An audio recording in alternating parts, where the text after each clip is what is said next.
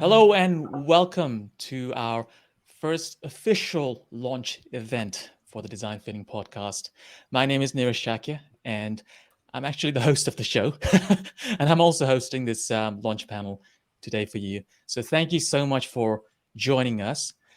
Please do let us know in the chat where you're joining from. So tell us who you are. Yeah, you can tell us what do you do, and also where you're joining us from. It'd be great to kind of get a feel of the room as to who are we, what do we have in the room here besides obviously the four of us here. So yeah, please do enter in the chat. Where you're from, what do you do, and yeah, feel free to give us a fun fact as well. And while you're doing that, I would like to introduce our guests for today. First of all, we have Kate Pincott. And Kate is a design coach and the CEO and founder of Remote Design Coaching. And she's on a mission to unblock designers all around the world and help them make the change that aligns with who they are. And I think it's a really beautiful mission that really resonates with what I'm trying to do with the podcast as well. So, Kate, thank you so much for joining us. We also have Jason Mesut. And Jason is a close friend of mine. He's a really good friend of mine. We've known each other for quite a few years now. Jason is a design leader, a designer, coach, consultant, soon to be an author as well. And he's also a co-lead of the Interaction Design Association London chapter. And more recently, Jason has been focusing his energies and effort on creating a collection of tools that is called Shaping Design, which is around helping designers know themselves better. And it's really helped me with my own career as well. And it's great to have you, Jason, to share some of that and share some of your other insights and stories today. And then last but not the least, Trenton Moss. Trenton is a business leader, trainer, and coach, and he is also a best-selling author of the book called HumanCentered, which is all about how do you bring more emotional intelligence into your work and learn how to work well with others while still understanding your own emotions and other people's emotions. And I think that's something that's much needed in the workplace, especially when we can't actually see each other physically as much as we used to. So thank you so much for joining us, Trenton. Great, awesome. So before we get started, I also have a little poll here for you. I'm going to basically put up some polls throughout the whole conversation to just make sure that you're not falling asleep or you're still engaged. So my first poll, where is it? There we go. You should be able to see your poll right now. So if you could, hand on heart, tell us honestly, what are you wearing right now? And let's see, let's see what we get. Okay, we've got one vote for PJs. Let's be honest. Work clothes. Okay, so maybe you're in the office. Business at the top, PJs on the bottom. That's my style. Oh, so we've got to look pretty much head to head with business at the top, PJs on the bottom. Now work clothes is moving it. I know it's the same now. Okay, cool. I mean, it's very, shoulder to shoulder here. Cool. It looks like most of us are at home. It just keeps going. I think there's one vote for nothing. So yeah, again, no judgments there. As long as you don't turn the camera on, that's okay. But awesome, great. So looks like most of us here are wearing business at the top, pages on the bottom, just like me, and work clothes as well.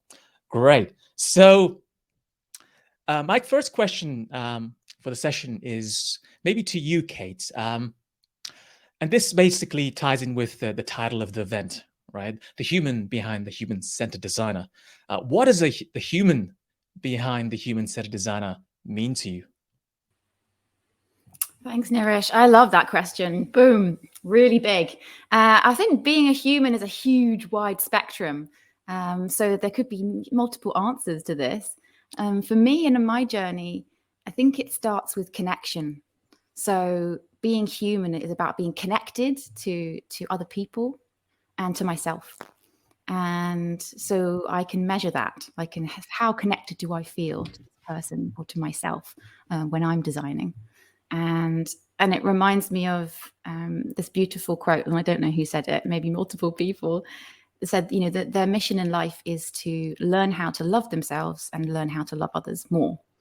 And so I feel like, to me, that's on the same trajectory. How do I connect to myself and how do I connect to others more? Just like a slice of that cake. Yeah. That's interesting, because when I'm a designer myself, and I've never thought of, being a designer as connection. For me, it's all about, workshops and, prototyping and testing things with users. But I never actually thought of, I need to, connect with people, maybe even myself. Yeah, that's a really interesting perspective. What are your thoughts, Jason? Yeah, I don't know. I really like that aspect of connection, and I think that yes, there's connection to self, and which I think is really important. And hopefully, we'll go into that some more. But also the others around us, in service of maybe connecting to the world around us, and often as designers and as humans, we're essentially able to change the world around us in various ways through the things that we create. I guess my big thing around humans, in terms of humans doing design, is that humans are all individual and very, very different, and there might be some similarities and patterns. Maybe too much we kind of codify that to the degree that we assume that there's so many similarities. But even in design, and a lot of where my work is focused, in my experience, there's so many nuances, so many differences, so many variables between us all. And yet there's a lot of people who will say, you've got to do it this way. And there's multiple ways. And so for me, it's just kind of really about people recognizing and finding themselves to understand what is their unique potential, and figuring out how they can unlock that and use that for things that help themselves as much as help others. I think what you're saying there, Jason, is key about doing it in your unique way. We've all got our kind of unique strengths and things that we can do. So we can all get to a destination. Every single one of us can. We just need to lean on our individual strengths to get ourselves there. And then as business leaders around you, we need to appreciate that this person's going to do it in a different way. Not the way I do it, because I have these set of strengths and they have these set of strengths. But then being human is about trusting that that person is going to get there. What have we got there, Jason? 100%. I kind of stole it off someone who uses the little cards, but it's reversed and flipped my view, so it said 100%. That's right. I was worried. I mean, I saw it was blue, but for a moment I was worried it was like like a red card. Yeah, like sending off. Don't talk again, Trenton. So I think you mentioned something about being unique. I mean, throughout my design career, I was always taught to be part of a team and fit in, right? Like, you read a job description and it's pretty much like a box standard job description that you can copy and paste from anywhere. Like, anyone can just copy and paste it. It sounds the same. Like, you need to be able to do this and do that. But I was never, encouraged to be my own unique self as a designer in a design team or in an organization. Why was that, do you think?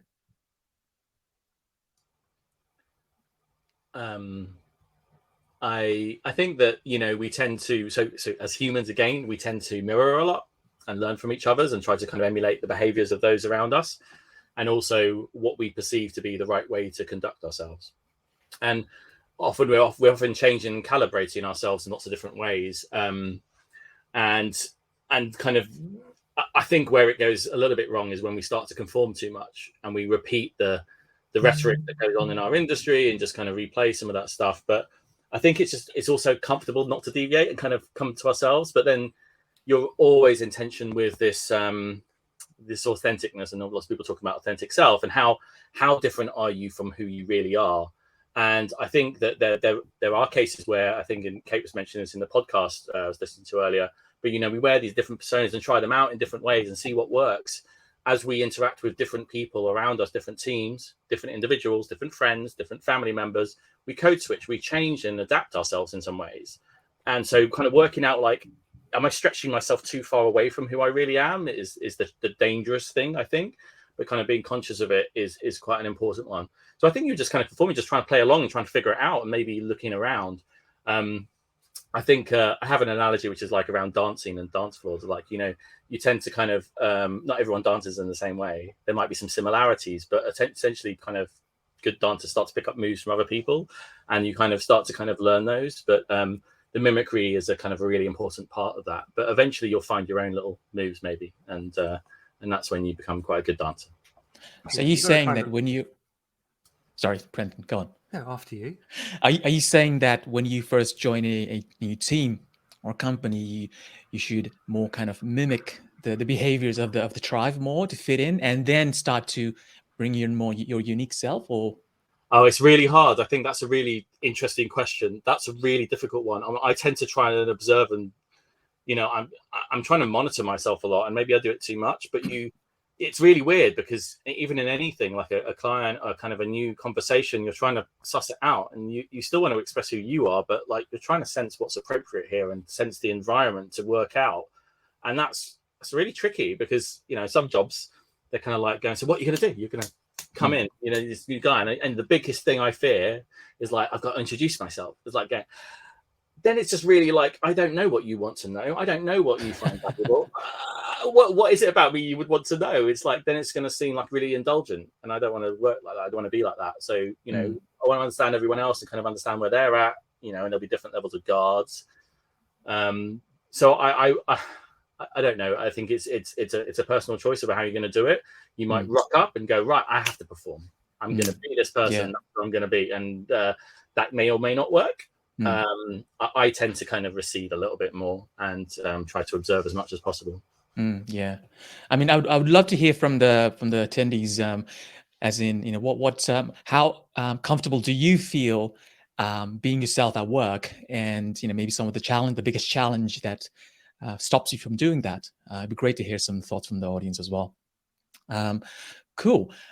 So I think one of the things that we wanted to talk about today was around helping the designer, the human-centered designer, know the human within them, right? And one of the things that I found as a designer was that, well, first of all, I didn't know that, I had to know myself, because my focus was always on, other things like users and clients and designs and whatnot. And I didn't know that there was such a thing that I could, I need to know about myself.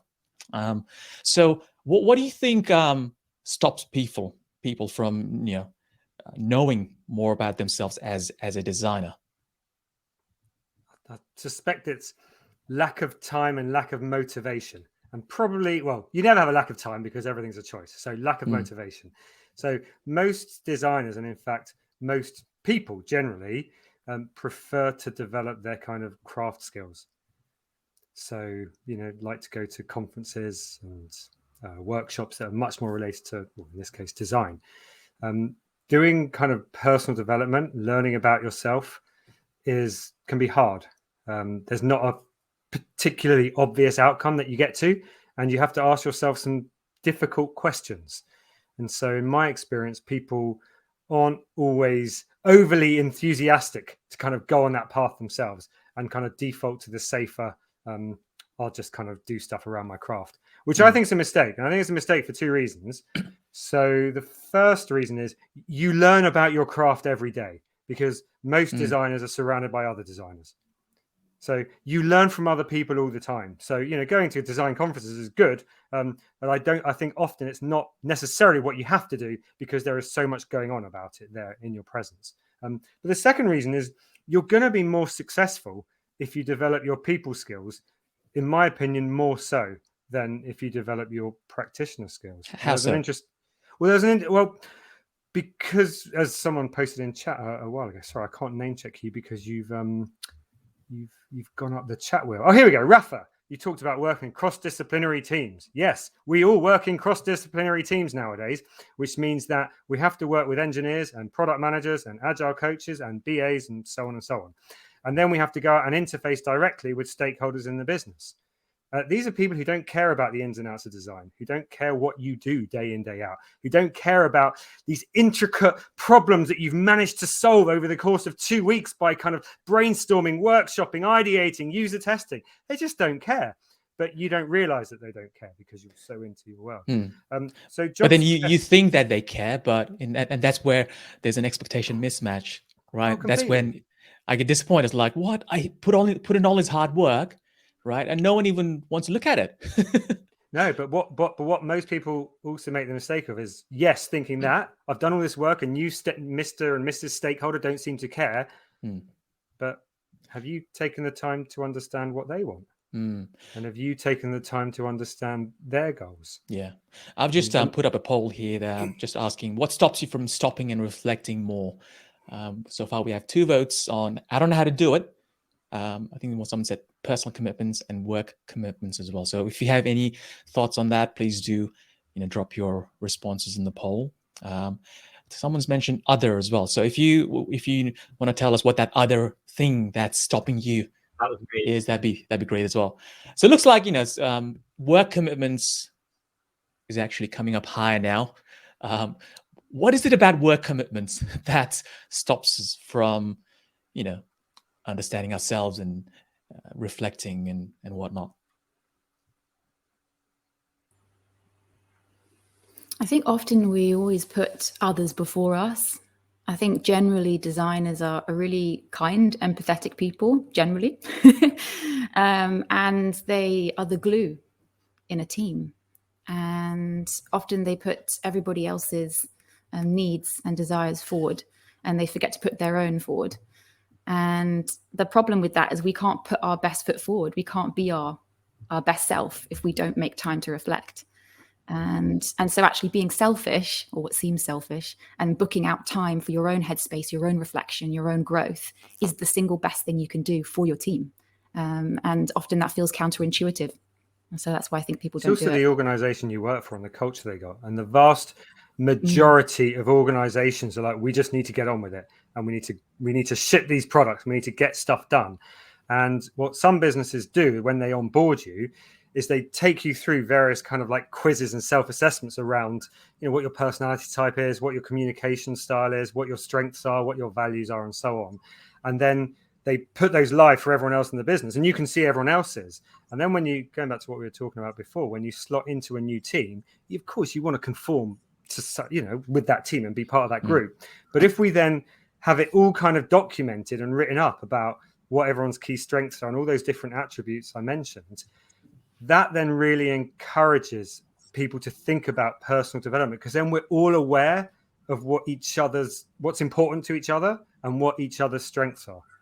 Yeah. So I've just opened up another poll here. How often do you take time out for self-reflection as a designer? So far, the winning option is very rarely. That's like me as well. I never really reflected on things when I was a designer. Feel free to also drop in any experiences that you have around, things that you do to self-reflect or things that you want to learn to do more of. So one of the things that you put on that in the poll, people are saying they don't know how to do it, and I think that's a really big challenge, and also that it can feel like it's a really big thing, right? It's a big amorphous thing, and it's hard to break the ice on it and to kind of get into the pattern. I often have to kind of, when you're coaching someone, you're essentially kind of giving them the space to have that, and that forcing it into the diary is really often that's the most powerful thing, is having the space to spend time on themselves. So just kind of allotting that and committing to that can be powerful, but it's hard to protect that time when you have all these other things that maybe seem more tangible and important and kind of more obviously recognized. I think the other thing as well is like, obviously having people to work with, like coaches or mentors or other people, managers, helps because there's an accountability there and there's a guidance there.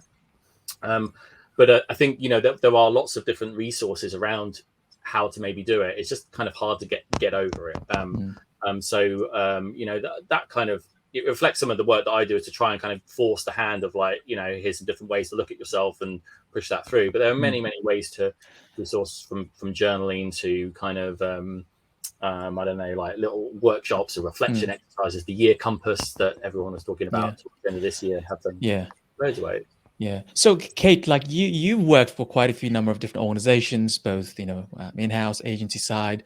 Have you found any difference in terms of the environment being like impacting how much you're able to, self-reflect, not just in terms of giving you space, but also giving you the tools to know how to do it properly? Yeah, for sure. And I think, building on what Trenton said, it's obviously much easier if the whole team is doing it. But because I've worked in, small startups, large corporations, in-house, out of house, all the different kind of arrangements, I've come to the conclusion that it needs to be my personal hygiene. You wash your hands, not your boss. You brush your teeth, not your boss. You have to have that mental hygiene, right? It has to be part of what you do. And so, I think that I've learned to just take responsibility for that. If I want to show up as my best self, I have to make the time. And the good news is that when you do, you get loads of these endorphins and dopamines and serotonin, and you get all this great kind of hormonal stuff that kicks in. But just before you do it, that's that moment where you're like, I'm going to go and do something else. I'm just going to delay. So it's really just pushing through that moment. And I think you mentioned, Jason, blocking out time. Because no one else will block out time for you. Someone will always book a meeting over your reflection time. It doesn't matter how beautifully cultured the organization is, there will be someone that does that. And in that moment, you have to make a decision. Can I say no? What will happen if I say no? Can we rearrange this? Am I willing, if I say no to this, what am I saying yes to? And I think that's often the trade-off that we forget. And it's a great question to ask yourself. Can I say no to this? One of the things I think is a real skill that some people find difficult and need training and support in is learning how to say no. For some people, it's really easy and it's not an issue. But for others, you find it quite difficult. What are you saying no to? It could be someone else's agenda. It could be someone else's time. It could be literally some stress. You want to be at that meeting, but it's going to be stressful for you because you have other priorities, and this is someone else's priority. I think that the most emotionally sensitive one that I found from my coachees is putting my needs above someone else's. We've all got a job to do, right? Your PM, your engineer, your data scientist, they all want something from you. And it feels very delicate and emotionally sensitive. It feels like you're rejecting them when you say no. And I think that's where we have to be really clear with our intentions. And we have to say, I'd love to chat with you, and I'd like to do it next week, or I'd like to do it in this 2-hour slot, and I'd like to do it asynchronously. And I'd like to do it in this particular way that works for me. Does that work for you? Not just saying, okay, yeah, and then feeling crappy about it for a week or however long. Make it win-win. I've always been a yes man myself. I find it really hard to say no because I want people to like me. I don't want people to hate me. And I know, like, theoretically, intellectually, I need to say no. But when someone asks me in the moment, I'm like, okay, yeah, I can help you. What can I don't know if you're able to make polls on the fly, but it might be an interesting poll to ask. Do you find it easy to say no? Because it's very, very common. There are many people out there. There's a high proportion of people who do find it difficult to say no for exactly the reason you ask. For exactly the reason you say, that you're telling yourself, well, I'm working in a cross-functional team. I'm working with other people. They're just not going to like me if I'm saying no. And I think a kind of a word of encouragement is that we can flip it, right? So think about someone that said no to you. Did you suddenly hate them? No, more likely you respected them. You were like, wow, how did you do that? I want to do that too. It's very rare that you hold a grudge against someone because they're good at prioritization. So you just have to flip it and think, why would someone be like that with you? Yeah, and as long as you approach it in a win-win way, and you say to the other person, okay, as a designer, it's often the same thing. It's like, oh, can you just change this one tiny thing in your prototype for my presentation this afternoon? And that one tiny thing is going to take you 3 hours. So you want to help them and you want to support them, but there's also an impact on you. So if you approach it from a win-win perspective, which is, okay, you obviously really need this change to be done. That's really important for you. At the same time, I've got a whole bunch of other things that I need to do now, and I've got these deadlines for tomorrow. But I want to support you. I really want to help you do this. How are we going to make this work? How do we come up with a win-win? Yeah. So we have some votes here on the poll. Do you find it easy to say no? I realize I might have used like a double negative there, but we have the most number of votes for no. They don't find it easy to say no. But there's a certain irony there in that you're all answering no. See what I did there? So I think I'm just reading Lucia's comment here. She says, I personally struggle saying no to my own self. So I end up spending more time perfecting what I'm doing to do it better. But would have been better to spend that time reflecting. Interesting. Is that kind of like the perfectionism in a designer?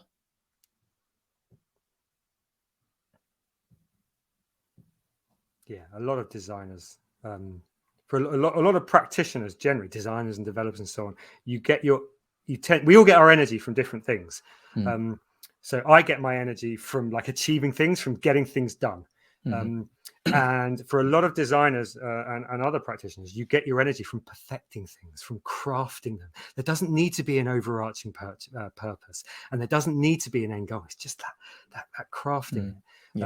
And that's great. And as a business, we need people to be doing that to make sure that the detail is there and the I's are dotted and the T's are crossed. But it's got to marry up with the pace of the business, and the pace of the business is always faster than the opportunity to perfect something. And that brings me to the next question. Like when you're literally in a vortex of work where you can't really get out. Like, we've all been there, right? Like I've put things in my diary saying, hey, this is my weekly review, or this is my reflection time. But then I just ignore it. I just kind of keep, continuing on with the work because there's shit to do and deadlines to hit. How could I have done something in that situation, whether it's mentally or, like you said, forcing myself? I mean, I tried forcing myself, it didn't work.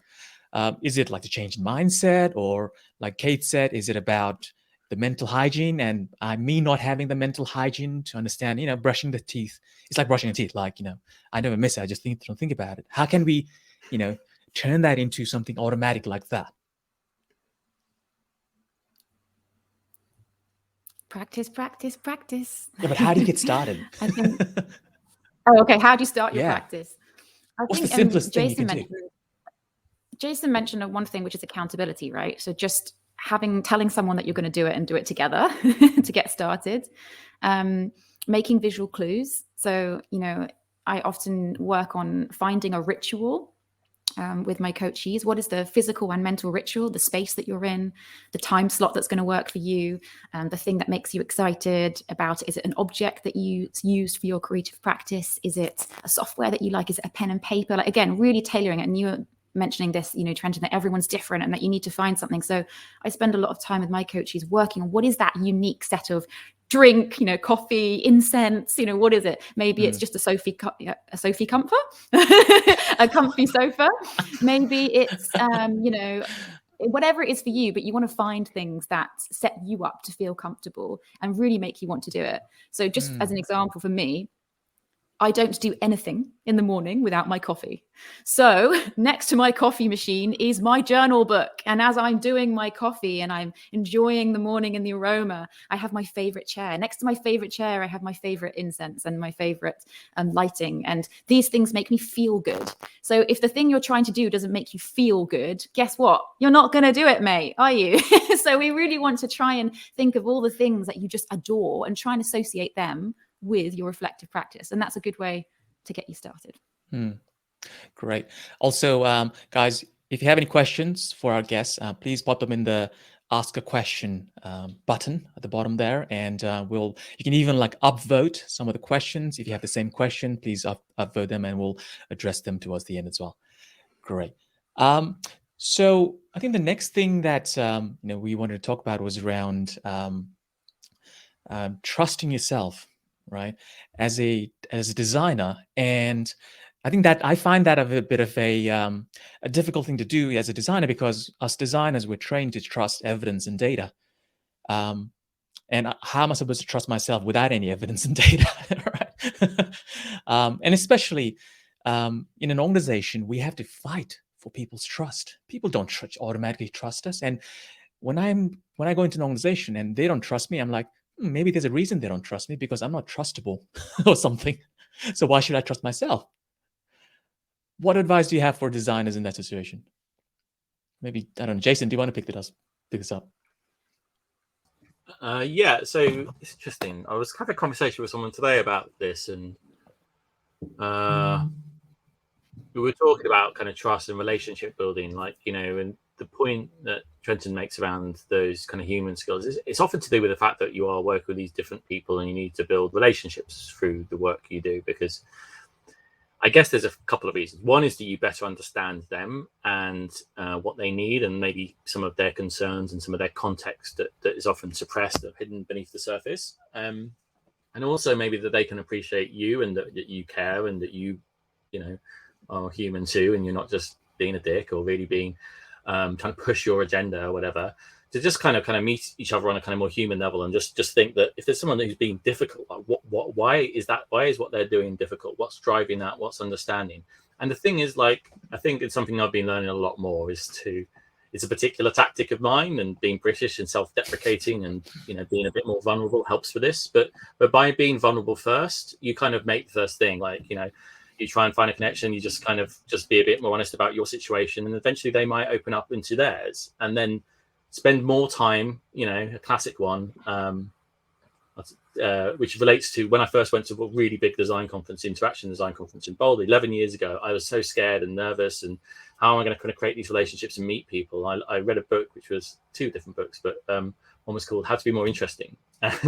and it was really the fundamental thing is, I keep on coming back to this, is like, just be interested in them and generally be curious. You're going to go a long way in developing trust and relationships, because it shows you're interested, it shows you're inquisitive and curious. And it's so bizarre, but like, if you were to kind of use some of your research skill set a little bit more in terms of your interaction with others, actually develop some empathy for others rather than just users and customers, you can get a long way. I mean, you can use it as a specific tactic, a strategic manipulation device. If you really wish to, you can do that. But actually, it's really powerful when you start seeing that you're actually developing a relationship, and actually you can become friends, you can become really great partners. But I would say, open yourself up first, make the opportunity. But you see, I know that intellectually, right? If I have to empathize with a user who is, you know, trying to use my product, I'm separate to that. You know, that's about my product. But when it's about me, I take things personally. It's like, oh, you know, why didn't you like me?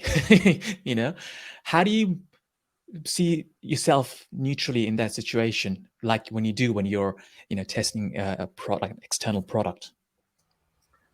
I mean, I guess that's super hard. Like, I mean, it depends if your context of that conversation or engagement is really about you, or if it's about the stuff. But like, and I shared this is a friend of mine, Andrea Mignolo, has written some really great stuff on feedback, and I often recommend her articles and Trenton's book.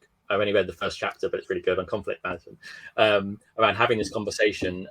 And, you know, Trenton talks about kind of having this fishbowl on your head and kind of like just kind of letting them spill out all the stuff, right? So it's just getting it out of their head, like neutrally. Andrea talks about this notion of feedback being on a shared plate. So it's like, it's not about you, it's not about me, it's about this thing that's there. It's about the context, what happened. It's not what you did, it's what happened. Or it's not what you did over here, or our interaction, or we had this fight. It's just like, this happened, this is a thing. What is it about that? And it's hard, because you are going to internalize it. You want to kind of go, right, I need to kind of get my point. You need to hear all my points and need to kind of understand where you've messed around with me and really upset me. And the reality is, you won't have enough time to go through all of that and to listen to them. So you have to kind of really prioritize like what you might focus on, and let them expand and talk around that. It's really hard. I've got this conflict that with someone at the moment, and I can't resolve it because he won't give me the time to meet. And I know I need to kind of give him the space, and he's scared. I know he's scared, and I'm scared. Mm-hmm. And we're going to have this kind of conflict. And I think I'd read that chapter just before I was going to meet him, and he cancelled. And I was like, this would have been perfect. I would have nailed that conversation. My life would have been so much better. But it's hard. A lot of emotional energy that goes into kind of some of those confrontation. If you see it as a confrontation, it's wrong, right? So I guess, I don't know, whatever you can do to depersonalize it. And similarly, like at the moment, there's a lot of ghosting, and I've written about this and stuff as well. And you can think it's you, but it's often not. It's just them and their context. So try to depersonalize that as much as possible, as much as you think it's something that you did. You know, I think it's just someone else's context. Yeah. And it often just comes down to people's different style of communication. So there are different there are formal different types of communication. So like my communication style, for example, is one called director, which is where if I wasn't aware of this, I speak, I'm very blunt, I'm very to the point, there's not much emotions in it. And that's how I like people to talk to me, by the way. So you can be quite rude and in kind of like just say what you think to me, and I wouldn't get upset by it. But there are other different communication styles. So I have to make sure that if I'm talking to a director, I had breakfast with a director yesterday, we were just like, blah, blah, blah, blah. And we were like, yay, this is great. We can just say what we think and we'll both be fine with it. But there are different communication styles, and I can't talk that way to people with other communication styles. And I'm obviously aware of that, given what my job, you'd hope I would be, given what I do for a living. But most people aren't aware of that. And often when we feel someone doesn't trust us, someone's rude to us, someone doesn't like us, it's just we're being triggered. We're being triggered because they're communicating in a way that works for them, because they just assume that that's what everyone wants. And it's not. So it's really important to look beyond someone's bluntness, rudeness, fluffiness, risk averseness, whatever it is they might be doing that's triggering you, and to start looking at their deeper intentions and what they're trying to do. And if you're really struggling to move on from that, and if it's someone you work with regularly, and if you're able to get some one-on-one time with them, then I really urge you to do that, like we were saying a few minutes ago, and show a bit of vulnerability. You don't need to show massive amounts of vulnerability, but it's just like, look, I just want to check in everything's okay. The things that you were saying in yesterday's meetings, I just wanted to check in that everything's okay, because it just felt like you were a bit annoyed, and I just want to make sure that things are okay. And you're not blaming. You're not making the other person wrong. You're talking about your reaction and your response to what they were saying. So you're putting it on you. And it can open up a really nice conversation, because then the other person could say, hopefully, no, I'm just in a rush. I just had to quickly tell you this stuff. You're great. Yeah, that's a good point, actually. So, it's not about them, but it's about you. Like you're trying to learn. I think, like Jason said earlier, be interested in them. But one thing that's, that I've found challenging, especially over the past couple of years, is around, remote making it more difficult for people to have an off the cuff chat like this, maybe like, just in the kitchen where, hey, you're right. You have to book in a meeting to even ask about how people are feeling. So I've just opened up a new poll here. Has remote working made working with others easier or more difficult for you? And it'd be interesting to kind of hear people's thoughts on, where they sit on this spectrum. Because for me personally, it's definitely made it a lot harder, because I love, face-to-face interaction where I can just, for example, I can just talk to the big boss just straight after a town hall meeting and, tell him how I'm feeling, rather than, you can't do that with the big boss anymore, because you have to book in a meeting and he would never accept my meeting invite anyway. He's too busy, right?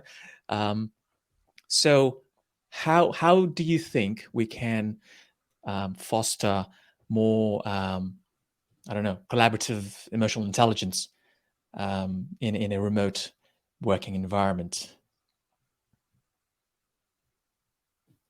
It's hard. Like, there's no doubt about it, because you can't have those like kind of small conversations.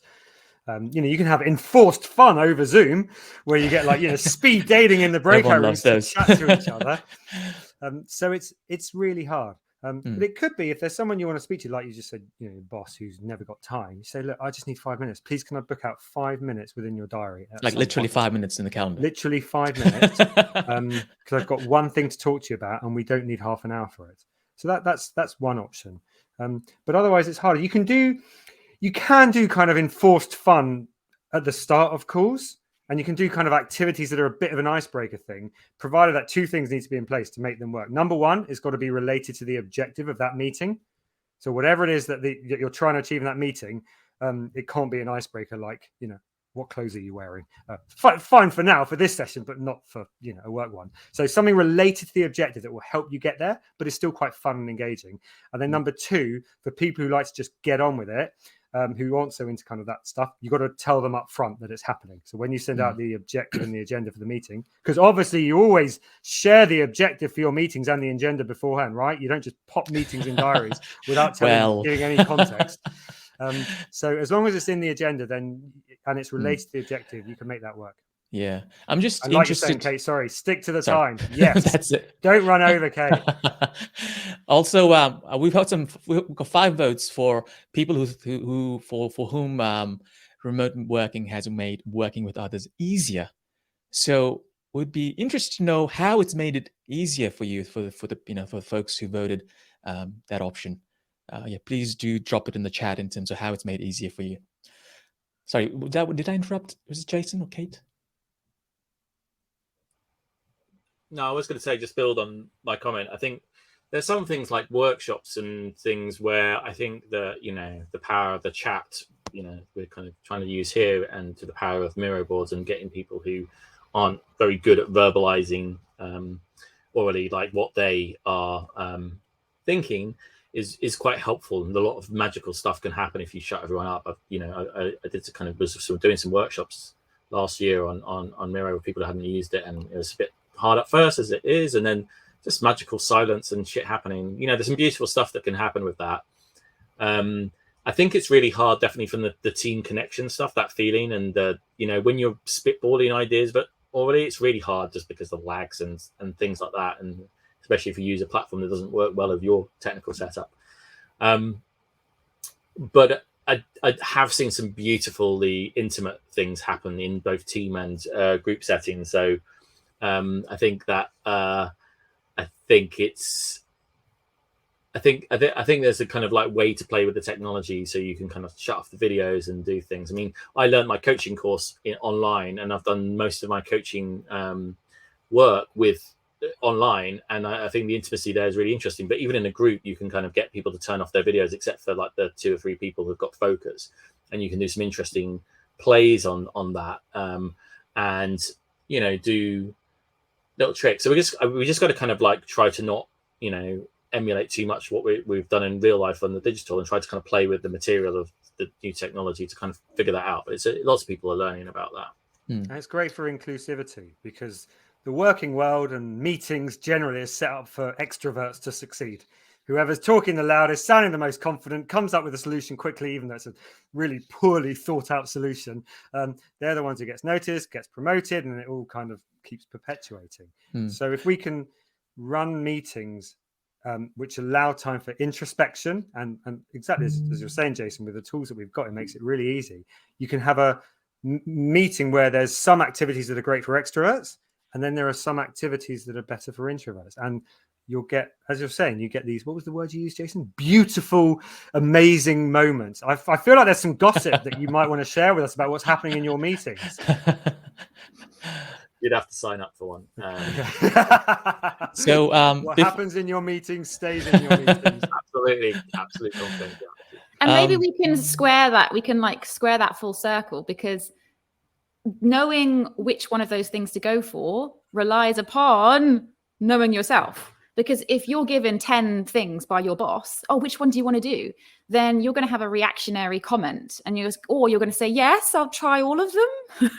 But if you've done a crap load of internal work, reflection, and you really know yourself very well, you know what you like, you know what you don't like, you know what triggers you, you know what tips you over the boat, you know what makes you feel safe and calm, and you know what creates your best quality work, then you're going to be able to come back with a suggestion that really aligns with who you are. Back to what Jason was saying, is, are you peeling away from your true self and from what really works for you, or which is going to cause a lot of pain and suffering, or are you actively doing things that are going to align for yourself? And so I wonder if we could maybe explore some of those frameworks, because I know that designers love frameworks, right? We love little silver bullets and checklists and spreadsheets and visual diagrams that help us to achieve all these things. And I think in the poll earlier we heard about people saying that they find it difficult to do all of those things alone. So maybe there's a couple of quick reflection exercises that we can kind of share. I can share one to start off with.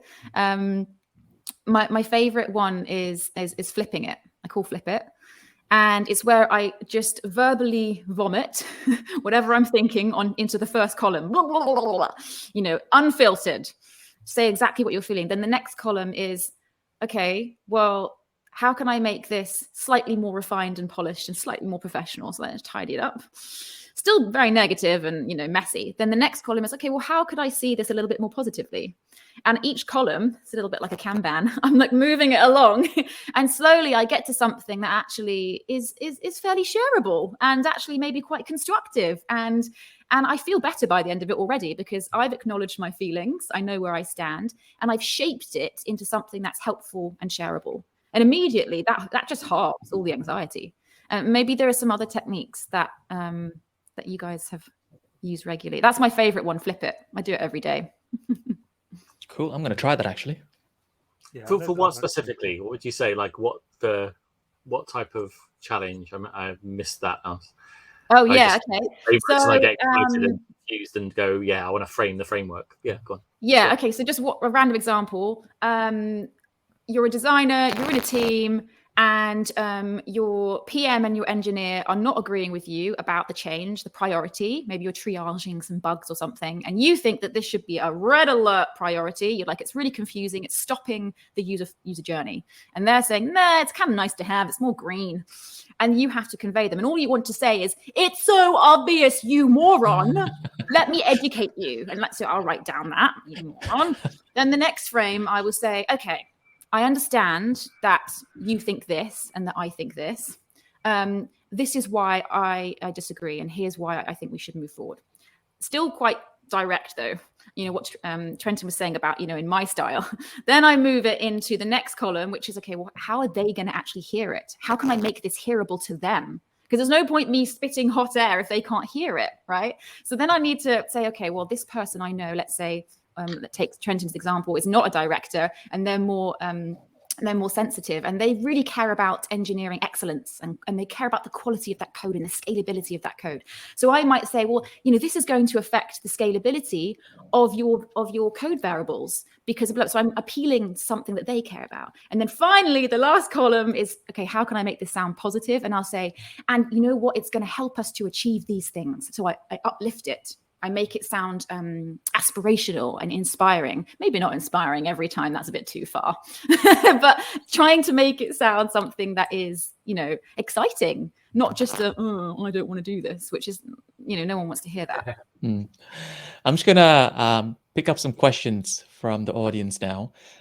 So we have 2 votes for a question. With respect to the challenge of being your authentic self at work, is this actually a design-specific challenge? No, of course it's not. But like, I think that it's really interesting. Like a lot of design dogma these days, and I include design thinking frameworks and all this kind of stuff. And you know what, human-centered designs become a very kind of like pragmatic set of steps and processes that we all kind of follow and agree with in theory, but then debate all the other aspects of it. The truth is that every single kind of designer, we talked about this yesterday, every single designer will take any process that we have and end up with a different result. You can't remove who you are individually as a human into kind of what the solution is. So, and it is somewhat different, I think, to other kind of, not all other professions and disciplines, but in terms of design, we and this is the difficult thing in terms of like the tension between art and design, self-expression, and you know, how much we really care about the outcome and how neutral we are in the process. I don't believe designers are ever neutral in the design process, and I don't believe they ever should be. And I believe that the self-expression and the desire to do beautiful things and things for the portfolio are healthy a lot of the time, not all the time, but they're healthy. So I do think it's more important for designers than it is for other professions. I'm biased, but that would be my response to that. Fight me. Cool. We have another question from Liz. There is a final push towards accepting and promoting diversity in the workforce in Australia. How do we manage this once we are all in the same room?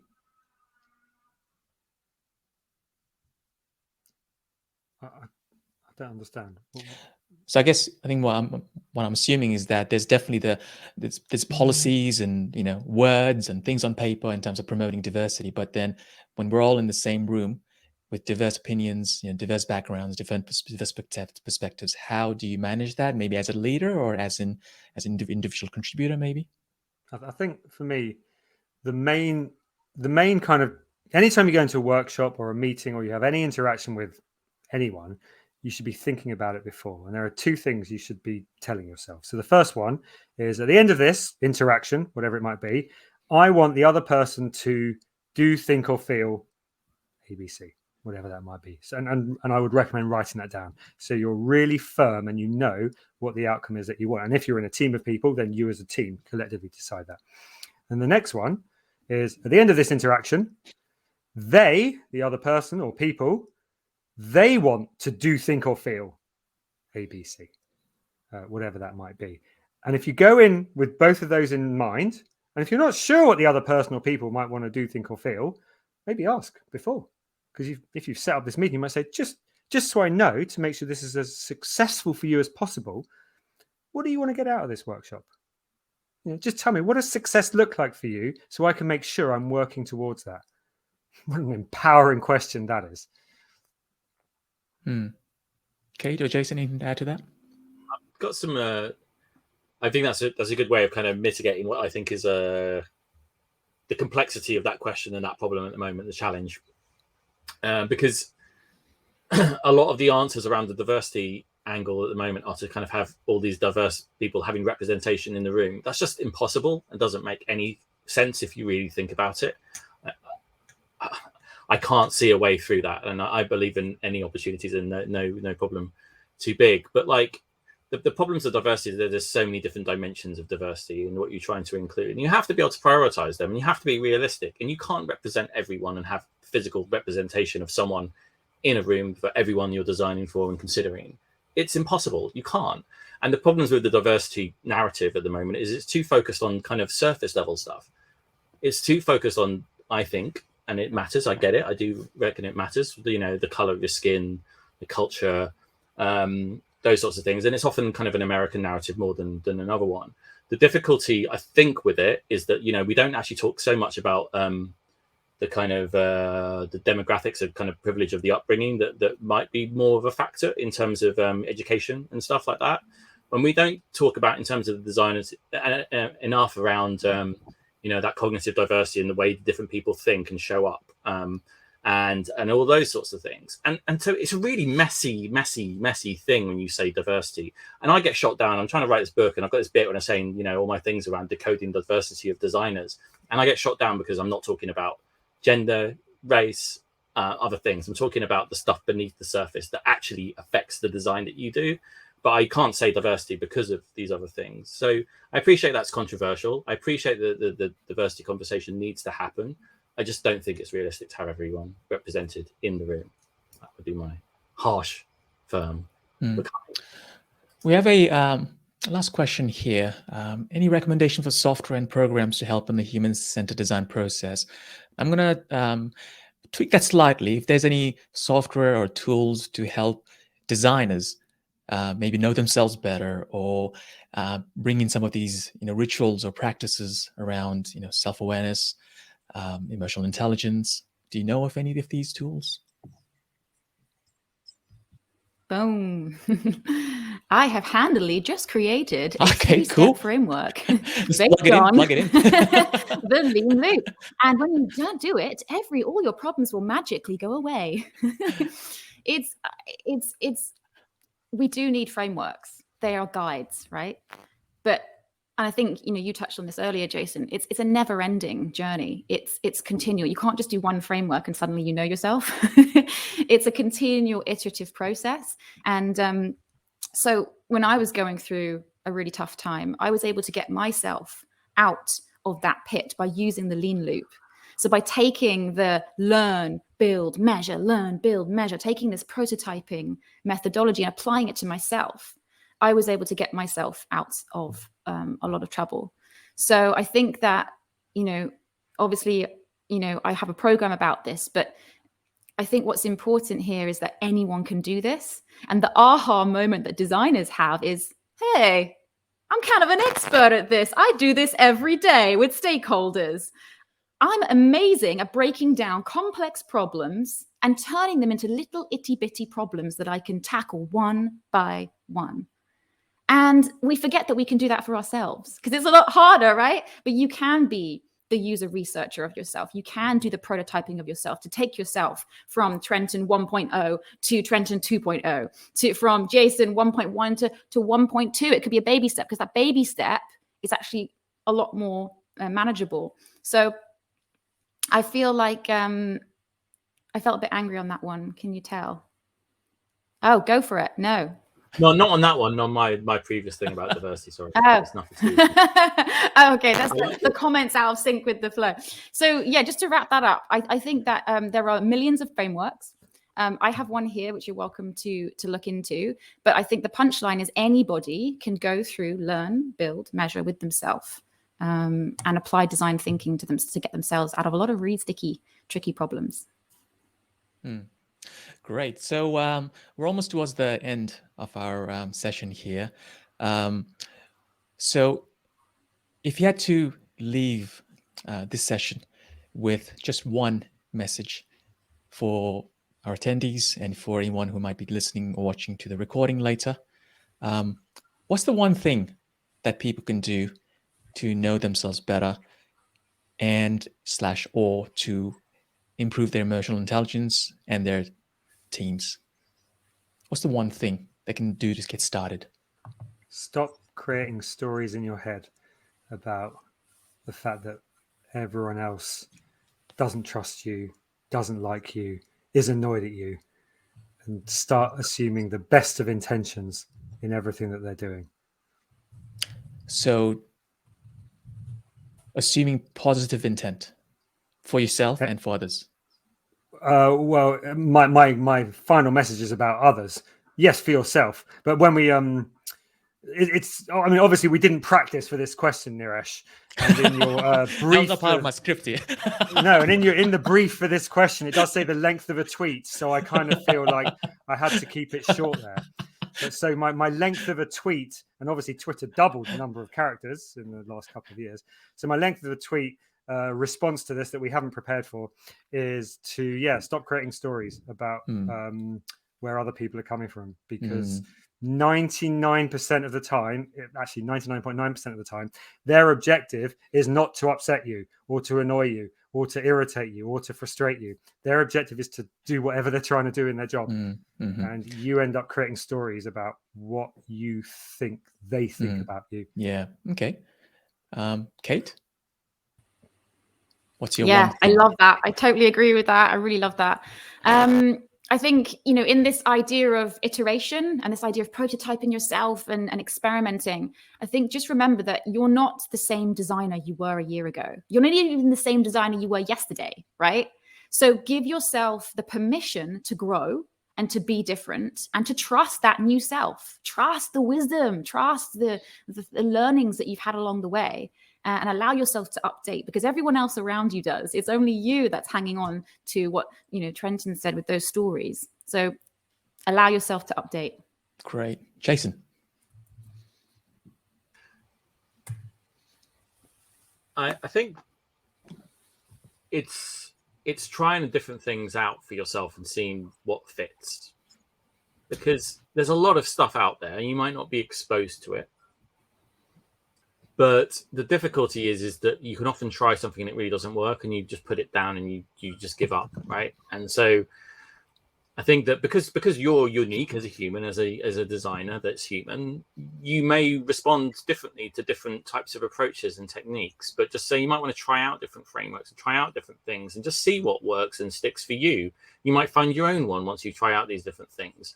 I actively push against kind of like a one-way approach for anything in design and life. So I would just say explore, try it out, see what works. I love what kind of Kate's suggesting, because you can actually kind of more actively, consciously monitor and track that. But I think, just feel it. Cool. Thank you so much, guys. I've learned so much here. Being a designer is about, celebrating your own unique selves, and also connection with people seems to have, come up quite a lot as a theme here. And also treating it as a mental hygiene to, put in the practices and rituals to know yourself, improve your emotional intelligence, and also, bringing in more intention into your day-to-day practice in terms of, whether it's saying no, or whether it's going to a meeting with a certain intention in terms of what you want people to do, think, and feel, experimenting, and so on. And also, if you are feeling something, acknowledging it and maybe flipping it, right? Reframing the perspective seems to be very, very, very powerful technique for us to do that. And I'm sure there's lots of tools to be able to do that. But ultimately, as designers, we are curious beings, but also be curious, be interested in, the people you work with and you collaborate with, not just your users, obviously, and see, what they want out of you. And then does it align with what you want, kind of bringing them together rather than just saying yes or just saying no. It seems like it's all about the collaborative work that we do. So thank you so much, guys, Jason, Kate, Trenton, for joining us here today. It's been a very invigorating discussion for me here, and I'm sure it's been the same for all the attendees as well. And thank you so much for everyone for your amazing energy, your engagement, your questions. There's so many questions that we still need to answer here. And for that, obviously, we're going to continue on this, the theme of this conversation with the Design Feeling podcast. Please do subscribe. It's launched today. So this is the official launch event. And please do subscribe and share and all that jazz. It'll really help us continue this conversation, which I think is very crucial in terms of sustaining the designer, their well-being, and also the industry in terms of where it's heading as well. So thank you so much for your time. We will send you a follow-up email, and in that email, you might receive some discounts for some of the services and products that our guests that actually offer. So things like workshops and courses and things like that. So please do look out for that. And if you have any other questions for Jason, Kate, or Trenton, please do check them out on LinkedIn, and they'll be more than happy to answer any questions for you. But yeah, thank you so much for this, everyone, and we will see you again soon.